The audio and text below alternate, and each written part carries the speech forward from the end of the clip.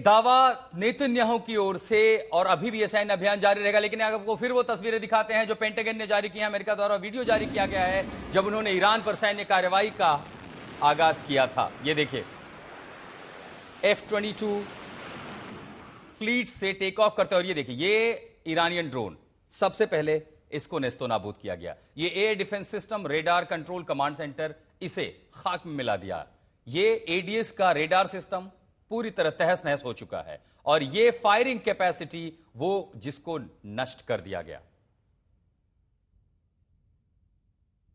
तो ये तस्वीरें देख रहे हैं जो पेंटागन ने जारी की हैं कि कैसे ईरान पर हमला किया गया है। रोहित हमारे सहयोगी हमारे साथ जुड़े हुए। रोहित, खामनेई के मारे जाने की खबर दरअसल इतनी बड़ी है जिसका असर संभवतः रूस, चीन ये भी समझते हैं और इसीलिए शायद ईरान की ओर से अभी ये कहा गया है कि ये दावे फिलहाल झूठे हैं। लेकिन अगर ईरान के हमले में अमेरिका के सैन्य शक्ति को नुकसान होता है, उसके मिलिट्री पर्सन मारे जाते हैं, तो जाहिर है कि इसका जो दायरा है युद्ध का, क्या वो और बड़ा हो सकता है? देखिए, अभी जो सेंटकॉम ने जो एक थोड़ी देर पहले रिलीज की, उसमें उन्होंने कहा कि जो दावे ईरान की तरफ से किए जा रहे हैं कि अमेरिकन सोल्जर्स मरे हैं, करीब ईरान ने दावा किया था 50 के करीब यूएस सर्विसमैन जो है वो उनकी डेथ हुई है। तो उन्होंने कहा है कि अभी तक, ये सेंटकॉम का कहना है कि there have been no reported US casualty, मतलब अमेरिका के एक भी सैनिक की कोई भी जान नहीं गई है। ईरान ने यह भी क्लेम किया था कि यूएस की एक नेवी शिप है, वो भी मिसाइल से स्ट्राइक की गई है। सेंटकॉम ने कहा कि कोई भी यूएस की नेवी शिप जो है अभी तक स्ट्राइक नहीं की है। जो अमेरिका के रमाडा है वो पूरी तरह से ऑपरेशनल है।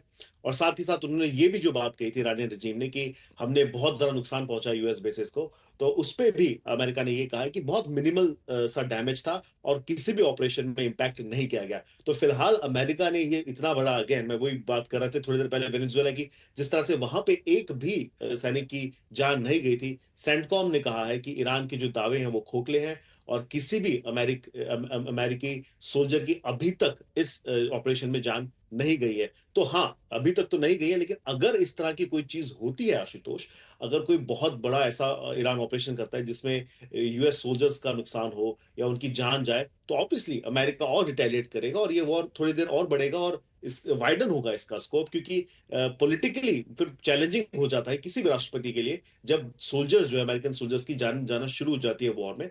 तो यस, आई थिंक अगर ऐसा होगा तो अवश्य ये हम देखेंगे इसका स्कोप जो है वॉर का वो बढ़ जाएगा। लेकिन ऐसे में अगर खामनेई की तस्वीरें सामने आती हैं, क्योंकि ईरान कह रहा, अल जजीरा भी लगातार ये कह रहा है कि खामनेई अभी जिंदा है, यानी ईरान की जो एजेंसियां हैं वो उन दावों को खारिज कर रही हैं। ऐसे में पूरी संभावना ये भी हो सकती है कि अगले कुछ घंटों में उनकी पहली तस्वीर या उनकी ओर से कोई बयान जारी कर लें। तब इस सैन्य ऑपरेशन की रूपरेखा क्या होगी?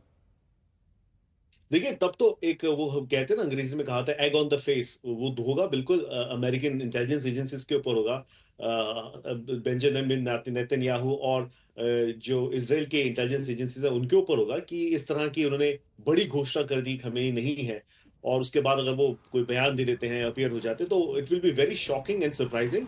पूरी दुनिया में एक्चुअली बहुत शॉकिंग बात होगी। लेकिन आप ये भी देखें आशुतोष की करीब 7 घंटे से खबर चल रही है कि वो नहीं है या वो नहीं रहे, लेकिन कोई भी ऐसा कोई ना वीडियो आया है ना कोई तस्वीर आई है सामने। तो फिलहाल तो हमें मान के चलना होगा कि ऐसा हो गया है। और दूसरी चीज, वॉर है, साइऑप्स है, बहुत सारी चीजें होती है इसमें आशुतोष। ये भी हो सकता है कि जानबूझ के ये दिया जा रहा हो या किया जा रहा हो कि खमनी नहीं रहे, कि उन्हें मजबूर किया जाए, वो कैमरे के सामने आए और उनकी लोकेशन जो है वो पता लगा ली जाए। तो हमें देखना होगा। लेकिन क्योंकि प्रेसिडेंट डोनाल्ड ट्रंप ने ये ट्वीट किया, ये क्या है, ये पोस्ट किया ट्रूथ सोशल पे कि खामने इज डेड, तो फिलहाल अमेरिका के अगर हम बात मान के चले तो खामनेई नहीं है। और अब आने वाले समय में शायद वहां पे जो रिजीम चेंज की बात अमेरिका कर रहा था, हमें उसका पार्ट 2 देखने को मिल सकता है। और इसीलिए उस ऑपरेशन की वो तस्वीरें भी हम देख रहे हैं जो पेंटागन और सेंटकॉम ने जारी किया, और उसी के साथ साथ ये भी बता रहे कि अब तक हुआ क्या क्या। खाड़ी देशों को जाने वाले फ्लाइट रद्द किए, लेकिन इस बीच एक बड़ी खबर आ रही है।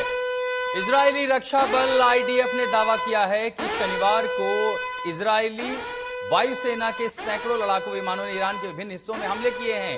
ईरान के टॉप मिलिट्री लीडर्स की मौत हुई है इस हमले में। इजराइल का दावा है कि हमले में ईरान के कई शीर्ष सैन्य और सुरक्षा अधिकारी मारे गए हैं। इन्हें ईरानी सुरक्षा परिषद के सचिव Ali Shamkhani, IRGC commander Mohammad Pakpour, Fatma अल-मनिया, कमांड के खुफिया प्रमुख सालेह असदी, सुप्रीम लीडर के सैन्य ब्यूरो प्रमुख मोहम्मद शिराजी और ईरान के रक्षा मंत्री अजीज नासिर जादे ही शामिल हैं।